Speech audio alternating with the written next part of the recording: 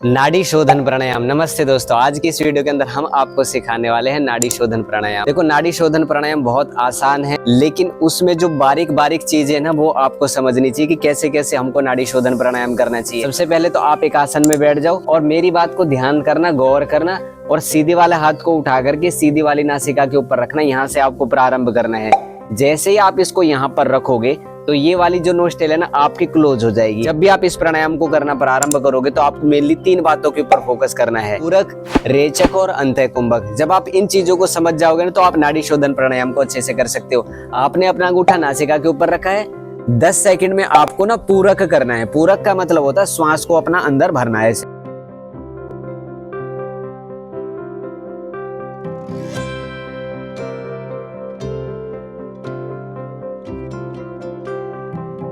10 second पूरक करने के बाद में आपको ना अपने भीतर इसको कम से कम 20 सेकंड तक रोक करके रखना है। 2 बंद लगाने, यानी कि एक होता है जालंधर बंद, एक होता है मूल बंद। सबसे पहले मूल बंद लगेगा, अपने एनएस को पीछे से खींच करके और ऊपर की तरफ उसकी ऊर्जा को लेकर के जाना।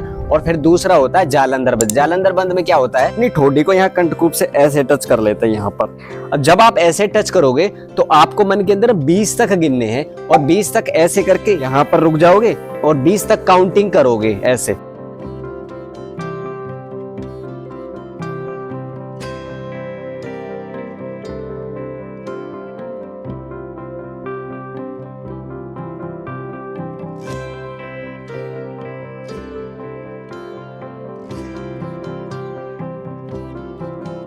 फिर धीरे से मूल बंद को छोड़ करके और जालंधर बंद को छोड़ करके अपनी नासिका से, आपने इस वाली नासिका से स्टार्टिंग करा था ना, अब आपको करना क्या है, प्राणों को छोड़ना ही है और इस वाली नासिका से धीरे धीरे कर 10 सेकंड में आपको अपने प्राणों को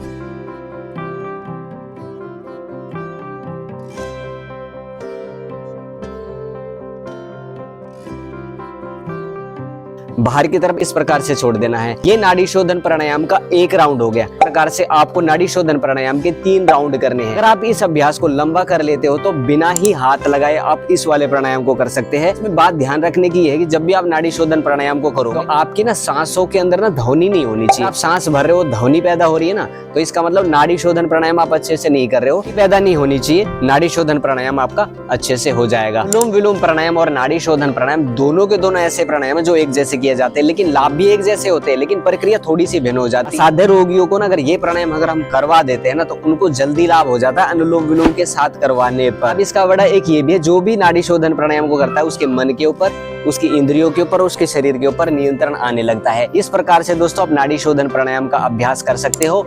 ये बात ध्यान रखना, जब भी आप नाड़ी शोधन प्राणायाम करोगे, जितना लंबा, जितना गहरा और जितना दीर्घ श्वास होगा ना, ये समझ लो कि नाड़ी शोधन प्राणायाम आपको उतना ज्यादा बेनिफिट देगा। फिर भी अगर आपके मन के अंदर कोई डाउट रह जाता तो आप कमेंट करके इस प्राणायाम के बारे में हमसे पूछ सकते हैं। हम आपकी हेल्प करने की अपनी तरफ से पूरी कोशिश करेंगे। अब दोस्तों आपसे मिलेंगे अगली वीडियो में। अगर आप योग से जुड़ना चाहते, योग करना चाहते, योग सीखना चाहते हो तो ये वाली वीडियो जाकर के जरूर देख लेना, क्योंकि बहुत इंपॉर्टेंट वीडियो है योग वालों के लिए। अब आपसे मिलेंगे अगली वीडियो में। ओम शांति ही शांति ही शांति।